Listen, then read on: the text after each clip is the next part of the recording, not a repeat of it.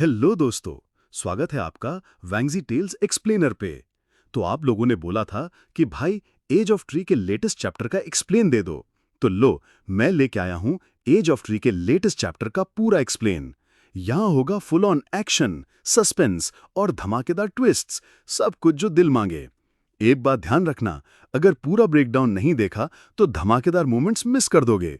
और अगर पहले के चैप्टर्स का रिकैप चाहिए तो इसके बाद प्लेलिस्ट में जाओ और चेक करो। तो तैयार हो? चलो शुरू करते हैं। लिंजी को एक बुरा एहसास हुआ, जैसे मौत नजदीक आ रही हो। उसने पलटकर देखा तो एक विशाल गहरे बैंगनी रंग का मुंह चौड़ा खुला था, नुकीले दांतों और भयानक बदबू से भरा, जो उसे काटने वाला था। तेज चीख के साथ लिंजी का चेहरा डर से सफेद पड़ गया, लेकिन वो महाद्वीप के 10 महान नायकों में से एक थी, जिसने कई युद्ध देखे थे। उसने तुरंत टेलीपोर्टेशन जादू का इस्तेमाल कर कार में वापस आ गई। उसके साथी ने उसकी बुरी हालत देखकर पूछा, जी क्या हुआ? लेकिन लिंजी बहुत डर में थी और जवाब नहीं दे सकी। कुछ सेकंड बाद खुद को शांत कर उसने हांफते हुए कहा, जल्दी करो, इस शहर को छोड़ो, वरना हम नहीं बचेंगे। जादू शहर में जहां समुद्री राक्षस का विशाल कांटा गिरा था, वहां कर्फ्यू लग गया और लाल अलर्ट जारी हुआ। धूल धुआं शहर के एक कोने को ढक रहा था, लेकिन सौभाग्य से कांटे की ताकत ज्यादा विनाशकारी नहीं थी, वरना ऊंची इमारतें खंडहर बन जातीं। अलार्म और घोषणाएं जोर जोर से बज रही थीं। शहर में अफरा तफरी थी और ट्रैफिक जैम हजारों मीटर तक फैल गया था। आध्यात्मिक शक्ति विभाग में कर्मचारी पागलों की तरह काम कर रहे थे और पता लगाया कि हमलावर समुद्री राक्षसों में 3 तीसरे स्तर के असाधारण राक्षस थे, जिनकी कुल शक्ति 1.2 करोड़ थी, जो ऑस्ट्रोथ के बराबर थी। मैनेजर ने डरते हुए बॉस को बताया, पूरा जादू शहर हमले में है। उपनिदेशक ने शांति से दुश्मन की शक्ति का हिसाब रखने का आदेश दिया। शहर में विशाल कछुए, स्टारफिश और अन्य उत्परिवर्ती राक्षस तबाही मचा रहे थे। 7 तटीय देशों ने गठबंधन बनाकर समुद्र का मुकाबला किया, क्योंकि सभी देश राक्षसों के हमले का सामना कर रहे थे। लू देश में एक मत्स्य कन्या लहर पर खड़ी शहर को तबाह होते देख रही थी, जहां एक विशाल नारंगी ऑक्टोपस इमारतें गिरा रहा था और एक मछली पकड़ने वाले गांव में एक विशाल बैंगनी केकड़ा तबाही मचा रहा था। लिंजी ने देखा कि एक विशाल बैंगनी केकड़ा अपने बड़े बड़े पंजों से मछली पकड़ने वाले गांव को 2 हिस्सों में बांटने की तैयारी कर रहा था। समुद्र इतना गुस्सा क्यों है? क्या समुद्र जमीन के खिलाफ युद्ध की घोषणा कर रहा है? उधर मिस्टी पहाड़ पर खबर तेजी से पहुंची। एक उत्परिवर्ती डॉल्फिन ने ये खबर चिंगतोंग को दी। चिंगतोंग ने तुरंत पूछा, क्या? तो तटीय इलाके में रहना खतरनाक है, युद्ध का असर होगा, जल्दी मिस्टी पहाड़ वापस आओ। लेकिन डॉल्फिन ने मना कर दिया और कहा, ये बड़ा युद्ध समुद्र के शाही वंश ने शुरू किया है। सभी समुद्री जीवों को बुलाया गया है, मैं भी अपवाद नहीं हूं। समुद्र में भी इंसानों की तरह एक वर्ग व्यवस्था थी। युद्ध में स्वस्थ जीवों को शामिल होना पड़ता था, और अगर कोई अनुपस्थित रहता तो उसे भगौड़ा मानकर बिना दया मार दिया जाता। चिंगतोंग ने इसे समझा और कहा, ठीक है, फिर सावधान रहना। डॉल्फिन ने हंसकर जवाब दिया, चिंता मत करो, मेरे पास पानी गंदा करने की चाल है, मैं ठीक रहूंगा। चिंगतोंग को पता था कि ये उत्परिवर्ती डॉल्फिन बाकी मछलियों से चालाक थी। वो ज्यादा कुछ नहीं बोला, क्योंकि ये खबर बहुत गोपनीय थी। वो तुरंत सफेद भालू की पीठ पर सवार होकर मुख्यालय की ओर दौड़ा। उधर कनूरा ने गंभीर चेहरा लिए नैंट राक्षसों की सेना का नेतृत्व किया। आसमान में कुछ बड़े पक्षी उड़ रहे थे। कनूरा ने गुस्से में कहा, ये क्या हो रहा है? समुद्र ने पूरे ऑस्ट्रेलियाई महाद्वीप पर हमला किया है। सेना में 7 समुद्री राजा थे, जिनमें समुद्री ड्रैगन राजा तीसरे स्तर का शिखर था। बाईं ओर एक विशाल समुद्री घोड़ा तीसरे स्तर का, और दाईं ओर एक उत्परिवर्ती समुद्री सांप भी तीसरे स्तर का था। समुद्री ड्रैगन ने 7 राजाओं की ओर से कहा, हम बस इस जमीन को लेने आए हैं, विरोध मत करो। कनूरा को यह घमंड भरा बोल सुनकर गुस्सा आया, लेकिन उसे कुछ जाना पहचाना सा लगा। उसने गुस्से में कहा, हम समुद्र से हमेशा असहज रहे हैं, लेकिन तुम इतने पागलपन से हमला करोगे ये नहीं सोचा था। तुम्हें पछताना पड़ेगा, समुद्र के कीड़ों। वो चिल्लाया, लड़ो, जो जीतेगा वही सही। दूसरी ओर फेडरेशन के एक हलचल भरे शहर में, जो महाद्वीप के पीछे था और समुद्री हमले से बचा था, एक प्रोफेसर अपनी लैबोरेटरी में एक विशाल काले ड्रैगन जैसे जीव को देख रहा था। उसने अपने सहायक से पूछा, क्या हमने उससे संपर्क किया? सहायक ने नोट्स लेते हुए कहा, अभी तक कोई जवाब नहीं मिला। ये जीव एक सब ड्रैगन था, पूरी तरह विकसित नहीं था, लेकिन दसियों मीटर लंबा था। प्रोफेसर ने चिंता से कहा, समुद्री राक्षसों का हमला शुरू हुए सिर्फ आधा दिन हुआ है, लेकिन सभी तटीय शहर गिर चुके हैं। फेडरेशन के शहर में प्रोफेसर ने विशाल काले ड्रैगन से कहा, हमारा एकमात्र हथियार राक्षसों से बात करना है। अगर हम इसे नियंत्रित कर सकें तो इंसानों को बचने का मौका मिल सकता है। तभी काले ड्रैगन ने तेज चीख मारी, जिससे प्रोफेसर चौंक गया। ड्रैगन की आंखें नीली ठंडी रोशनी से चमकी और उसने इंसानी आवाज में कहा, ये बेकार है, मैं उन्हें हरा नहीं सकता, इंसानों का नाश होना तय है। सहायक भी डर गया, ये बोल रहा है। लेकिन प्रोफेसर को अपने कानों पर यकीन नहीं हुआ। उसने गुस्से में कहा, क्या इंसानों का नाश? ये नहीं हो सकता। फिर उसने ड्रैगन से तर्क किया, समुद्री राक्षस भले ही ताकतवर और बहुत हों, लेकिन जीत असंभव नहीं है। तुम हमारा सबसे उत्तम उत्परिवर्ती राक्षस हो। तुम्हारी हड्डियां धातु के रेशों से बनी हैं। तुम्हारा शरीर बिजली चुंबक की तरह ढका है जो बहुत सारी विद्युत चुंबकीय शक्ति पैदा करता है। तुम्हारा शरीर इंसानों की समझ से परे है। प्रोफेसर का उत्साह बढ़ता गया। उसने एक कीमती ड्रैगन का अंडा निकाला और कहा, अगर तुम समुद्री राक्षसों को भगाने में मदद करो तो मैं तुम्हें ये अंडा दूंगा, लेकिन एक शर्त है, जीतने के बाद तुम इस देश को नष्ट नहीं करोगे। काले ड्रैगन ने सोचा, शायद ये एक आनुवंशिक रूप से संशोधित डायनासोर था, या सब ड्रैगन, या कई अनोखे जीनों को मिलाकर बनाया गया। उधर लू देश में समुद्र की लहरें ऊंची इमारतों से टकरा रही थीं। समुद्री राक्षसों के साथ पानी शहर में घुस रहा था। एक विशाल कछुआ हर जगह थूक रहा था और आसमान में एक विशाल स्टिंगरे अपनी लेजर आंखों से जमीन पर हमला कर रहा था। कछुआ जहां थूकता वो जगह मैदान बन जाती। वो धीमा लेकिन सावधान था।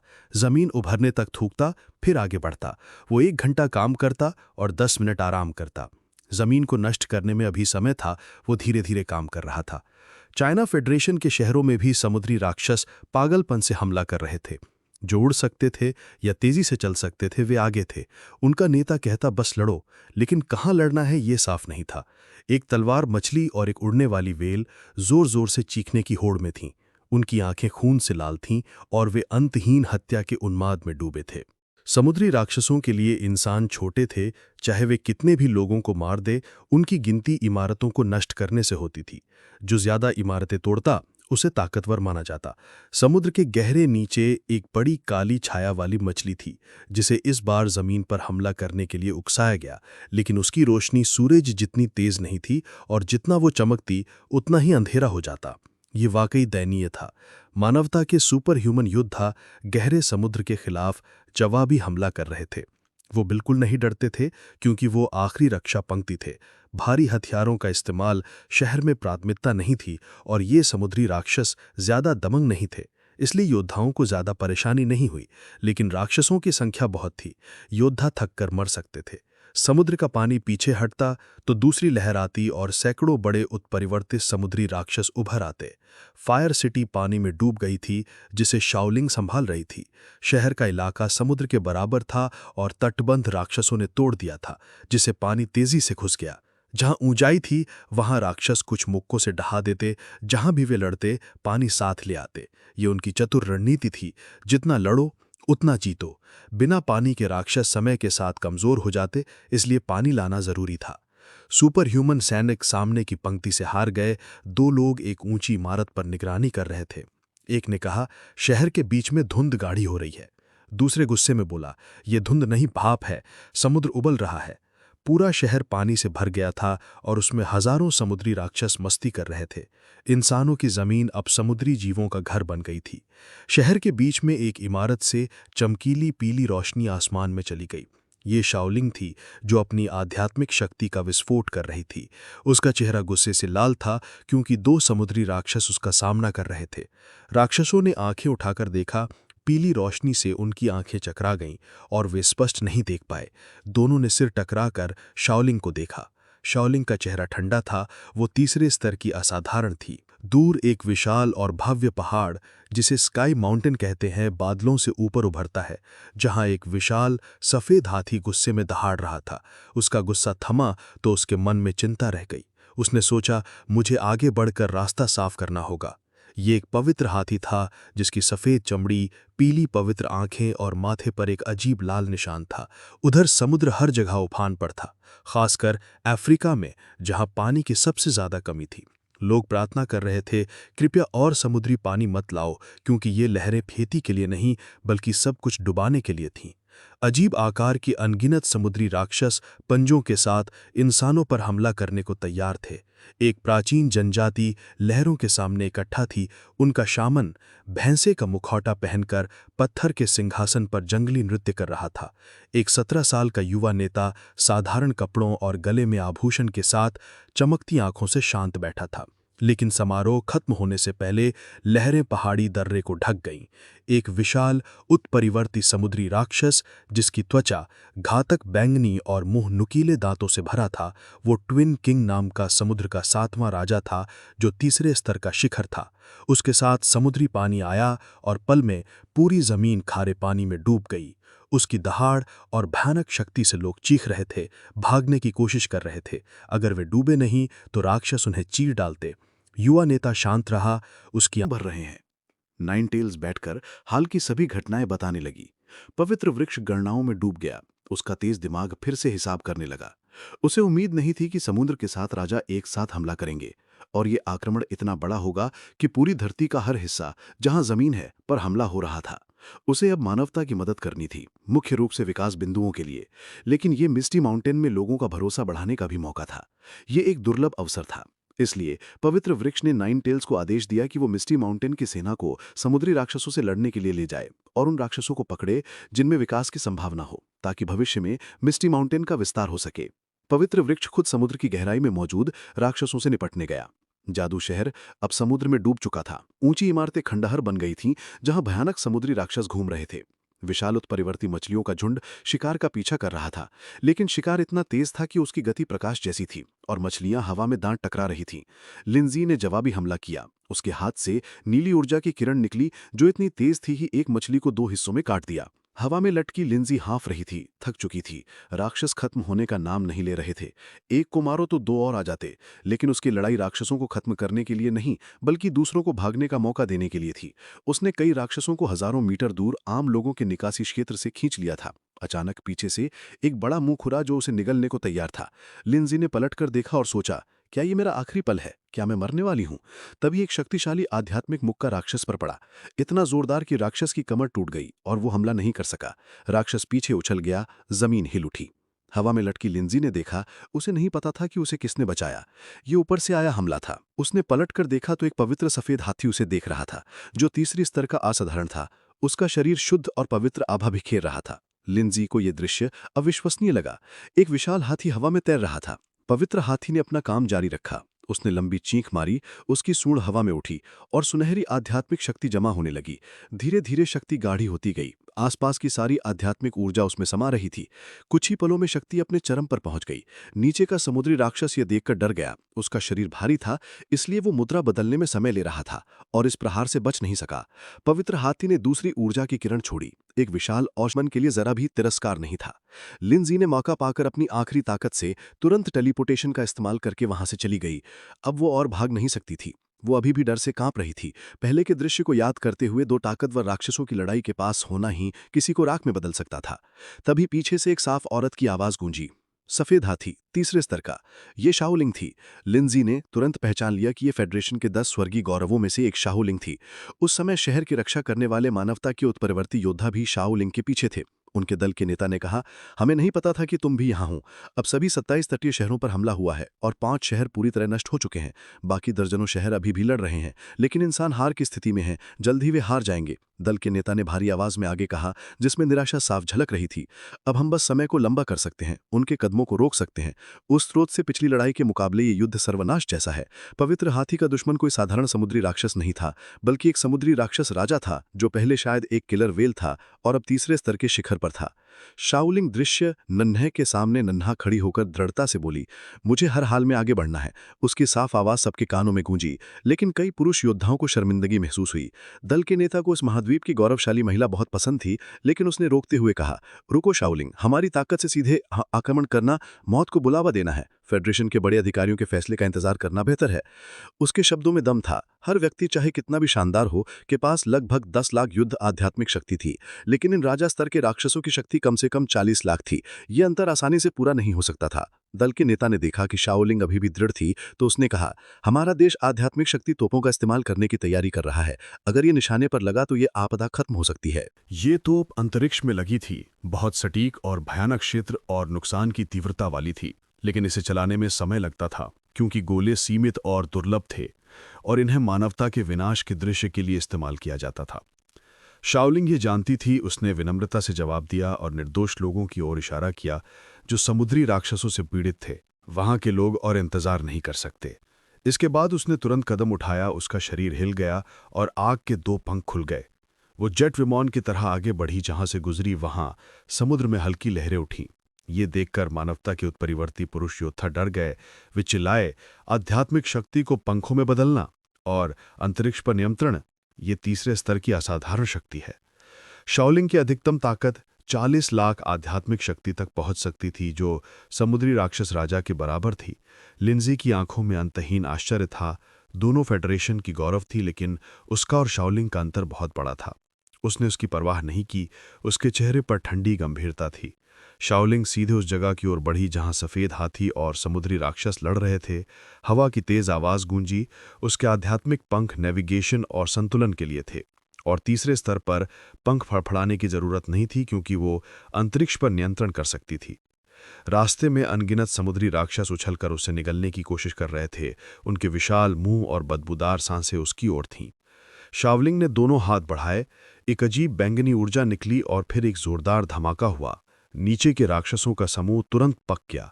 शायद ये शाओलिंग की एक और आग थी। लिंजी और उसके साथियों ने देखा कि हमले से हजारों घन मीटर समुद्री पानी भाप बनकर उड़ गया। भाप के बादल को पार कर शाओलिंग बैंगनी रोशनी में लिपटी अपने लक्ष्य की ओर बढ़ी।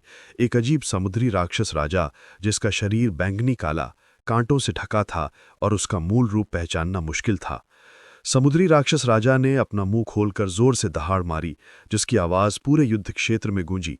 शाओलिंग के कानों में खुजली हुई और यह एहसास पूरे शरीर में फैल गया। उसने गुस्से में चिल्लाकर कहा, तुम बहुत शोर मचा रहे हो। फिर वो सीधे राक्षस से भिड़ गई। एक जोरदार धमाका हुआ। राक्षस को इतना मजबूत प्रहार नहीं मिलने की उम्मीद थी। उसका शरीर बेकाबू होकर पीछे झुका और लगभग पलट गया। शाओलिंग ने उछाल का फायदा उठाकर हवा में अपनी स्थिति बनाए रखी। दुश्मन से सुरक्षित दूरी पर थी। उसने चिल्लाकर कहा, बैंगनी आग जलाओ। ये उसका नया हमला था। एक अजीब बैंगनी आग भड़क उठी और समुद्री राक्षस पर जा गिरी। तुरंत एक जानी पहचानी गंध आई, सी फूड रेस्टोरेंट जैसी। बस मसाले और प्याज की कमी थी, जो बिल्कुल स्वादिष्ट नहीं थी। शाओलिंग ने पूरी ताकत से हमला किया। उम्मीद थी कि यह काफी होगा और वो चुपचाप नतीजे का इंतजार करने लगी। लेकिन धुआं छटने से पहले राक्षस में गुस्से में मुंह खोलकर जवाबी हमला किया। उसे लगा कि धुआं उसे छिपाने में मदद करेगा, जिससे वो घातक हमला कर सकेगा। लेकिन शाओलिंग की युद्ध की आदत थी। उसने सुरक्षित दूरी से उस काटने के हमले को आसानी से चकमा दे दिया। उसने दांत पीसते हुए अफसोस जताया, क्योंकि राक्षस राजा का शरीर इतना बड़ा था कि उसकी आग पूरे लक्ष्य को नहीं जला सकी और कोई बड़ा नुकसान नहीं हुआ। ये राक्षस 5 बड़ी इमारतों जितना विशाल था। इसे भूलना वाकई मुश्किल था। अचानक एक बड़ा सफेद आकार राक्षस राजा के दाहिनी ओर सीधे टकराया। ये प्रहार बहुत जोरदार था। ये पवित्र हाथी था। यह हमला दर्दनाक था, लेकिन राक्षस को घातक नुकसान नहीं पहुंचा। राक्षस चुप रहा, लेकिन उसका गुस्सा साफ दिख रहा था। 2 के खिलाफ 1 और वही दबाव में था। पवित्र हाथी शाओलिंग के पास आया और चिंता से पूछा, तुम ठीक हो? शाओलिंग ने झुंझलाकर कहा, तुम कौन हो? लेकिन पवित्र हाथी ने विस्तार से जवाब नहीं दिया, क्योंकि ये 500 पन्नों की कहानी थी। उसने कहा कि युद्ध के बाद वो बताएगा। अभी सबसे महत्वपूर्ण था इस उत्परिवर्ती समुद्री राक्षस राजा को मारना। लेकिन कुछ गड़बड़ थी। हवा और धूल एक अचानक 16 पंखुड़ी वाले भंवर में समा गई। दोनों के सामने एक बहुत तेज आध्यात्मिक शक्ति का प्रहार आया, बिना शोर, बिना चमक, लेकिन बहुत मजबूत। ये राक्षस राजा का हमला था। पवित्र हाथी और शाओलिंग दोनों सन्न रह गए। हमला इतना तेज था कि एक वाक्य बोलने के बाद ही उन्हें जवाबी हमला झेलना पड़ा। दोनों को चकमा देने का समय नहीं मिला। जोरदार धमाके के साथ विशाल ऊर्जा किरण उन पर टकराए, लेकिन कुछ ठीक नहीं लग रहा था। ये ऊर्जा प्रहार बहुत जानी पहचानी थी। राक्षस राजा का शरीर बदल गया था। अब वो हाथी जैसा दिख रहा था। पवित्र हाथी को अभी प्रहार मिला था जो बहुत भयानक नहीं था, लेकिन इस हमले ने उसकी तारीफ करने पर मजबूर कर दिया। उसने कहा, कमाल का निशाना, लेकिन ये मेरा खास हमला है। शाओलिंग ने देखा कि राक्षस राजा का रूप बदल गया था। वो पहले बैंगनी ढांचे में छिपकर हमले से बची थी। उसने गुस्से में कहा, ये राक्षस नकलची है। अब ये न सिर्फ पवित्र हाथी जैसा दिखता है, बल्कि मेरी घातक बैंगनी आग भी उसमें है। ये वाकई हास्यास्पद था। समुद्री राक्षस राजा में एक खास तंत्र था जो दुश्मन की शक्ति की नकल करके उसे अपने शरीर में शामिल कर लेता था। ये वाकई चिंताजनक था। पता नहीं उसकी नकल करने की शक्ति कितनी मजबूत थी, लेकिन उसका बचाव भयानक था। राक्षस राजा गुस्से में दहाड़कर कहीं और हमला करने की तैयारी कर रहा था। समुद्र की लहरें अब भी पागलपन से जमीन पर टकरा रही थीं, ऊंचे स्थानों को जीतने की कोशिश में थी। जितना अधिक पानी जमीन पर कब्जा कर रहा था, इंसानों का रहने का क्षेत्र उतना ही छोटा होता जा रहा था। जिन इलाकों से निकासी नहीं हुई वहां हालात सबसे दुखद थे।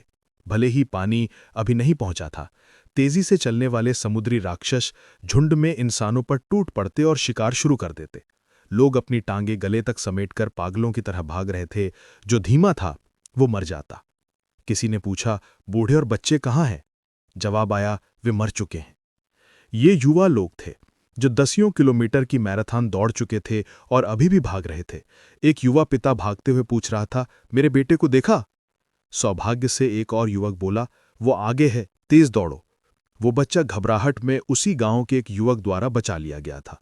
सभी लोग इकट्ठा होने की जगह की ओर भाग रहे थे, लेकिन वो अभी भी बहुत दूर थी। ठीक पीछे एक कार जितने बड़े मुंह वाला उत्परिवर्ती समुद्री सांप था। लगा कि मौत आ गई, लेकिन अचानक एक ठंडा पंजा उस सांप को पकड़कर खींच ले गया। ये मिस्टी माउंटेन के धुंधले राक्षस थे जो पवित्र वृक्ष के आदेश पर इन समुद्री राक्षसों को साफ कर रहे थे। पवित्र वृक्ष विकास बिंदु गिन रहा था, लेकिन नाराज होकर बोला, अभी भी काफी नहीं है। शहरवासियों ने यह दृश्य देखकर राहत महसूस की। लोग फुसफुसाए, क्या ये पवित्र वृक्ष है? पवित्र वृक्ष हमें बचाने आया। फिर लोग सम्मान से चिल्लाए, पवित्र वृक्ष, पवित्र वृक्ष, जैसे डूबते हुए किसी को जीवन रक्षक नाव मिल गई हो। पवित्र वृक्ष का मकसद कुछ हद तक पूरा हो रहा था, लेकिन वो ध्यानमग्न था। उसे नहीं पता था कि समुद्र का आक्रमण इतना बड़ा होगा। हर जगह समुद्री राक्षस दिख रहे थे। जहां शाओलिंग लड़ रही थी वहां समुद्र उबल रहा था। बड़ी बड़ी लहरें तट से टकरा रही थीं, क्योंकि वहां एक जबरदस्त युद्ध चल रहा था। नकली काला हाथी अब हरकत में आया था। उसके शरीर पर सैकड़ों नुकीले कांटे एक साथ शाओलिंग की ओर दागे गए। शाओलिंग ने खुद को बैंगनी आग के ढांचे में सुरक्षित रखा, लेकिन समुद्री राक्षस राजा के सैकड़ों हजारों नुकीले कांटों का हमला इतना बड़ा और विनाशकारी था कि वो पूरी तरह घिर गई और कुछ नहीं कर सकी। कांटे उसके चारों ओर गर्जना करते हुए दौड़ रहे थे। पवित्र हाथी का रूप चुराकर और उसे अफ्रीकी हाथी की तरह गूंथकर इस नकली राक्षस ने पवित्र हाथी को गुस्से से पागल कर दिया। वो सीधे कांटों के बीच दौड़ा। निशाना समुद्री राक्षस राजा था। कांटे कितने भी तेज क्यों न हो, वे पवित्र हाथी की चमड़ी को भेद नहीं सके। वो और तेजी से दौड़ा और कुछ ही सेकंड में राक्षस राजा के पास पहुंच गया। पवित्र हाथी ने अपना बड़ा पैर उठाया और इस शर्मनाक नकली को कुचलने का फैसला किया। राक्षस के कांटे अभी दागे जा रहे थे, लेकिन पवित्र हाथी पहले ही सामने था। ये नकली हाथी असली से बहुत धीमा था और बच नहीं सका। एक जोरदार धमाके के साथ पवित्र हाथी ने गुस्से में चिल्लाकर पैर से राक्षस की गर्दन पर प्रहार किया, तुझे कुचल दूंगा। प्रहार इतना जोरदार था कि राक्षस दर्द से तड़प उठा, जैसे उसका शरीर टूट जाएगा। आसपास का सीन हिल गया। राक्षस के मुंह से यॉड जितना बड़ा हरा खून उछला, जो इंसानी मवाद जैसा डरावना था। लेकिन वो अभी ठीक भी नहीं हुआ था कि एक सुंदर महिला आकृति उसके सामने आई। ये शाओलिंग थी। वो तलवार की मुद्रा में थी। उसके हाथ में लंबी बैंगनी आग की तलवार थी। एक तेज गर्म रेखा राक्षस की आंख और पूरे शरीर को चीरती हुई निकली। पता नहीं वो भेद पाई या नहीं, बस एक सीधी बैंगनी आध्यात्मिक शक्ति की रेखा देखी, जैसे उसने राक्षस को काट दिया हो। लेकिन समुद्री राक्षस राजा इतना आसान नहीं था। उसने तुरंत जवाबी हमला किया। उसकी आंख को गहरी चोट लगी थी, लेकिन वो बदला लेने को तैयार था। उसने खतरनाक नीली सांस छोड़ी। शाओलिंग कांप उठी। उसके चेहरे पर ठंडा पसीना छलक आया। वो गंभीर होकर सोचने लगी, ये धरती की सांस है, बहुत मजबूत और घातक अमला। दूरी इतनी कम थी और उसने दुश्मन को कम आंका था। एक चीरती हुई हवा की आवाज आई, फिर एक तेज चीख। एक आध्यात्मिक शक्ति का प्रहार सीधे शाओलिंग पर आया। शायद ये निजी दुश्मनी थी, क्योंकि शाओलिंग ने छिपकर हमला किया था और पवित्र हाथी से ज्यादा दर्दनाक नुकसान पहुंचाया था। इसलिए राक्षस ने उस पर गुस्सा निकालने का फैसला किया। लेकिन शाओलिंग बिजली जैसी तेज थी। उसने बैंगनी आग का ढांचा फिर से सक्रिय कर खुद को सुरक्षित रखा। उम्मीद थी कि वो ठीक रहेगी। पवित्र हाथी ने यह दृश्य देखा। उसकी आंखें चिंता से भरी हुई थीं। वो चिल्लाया, इंसानियत!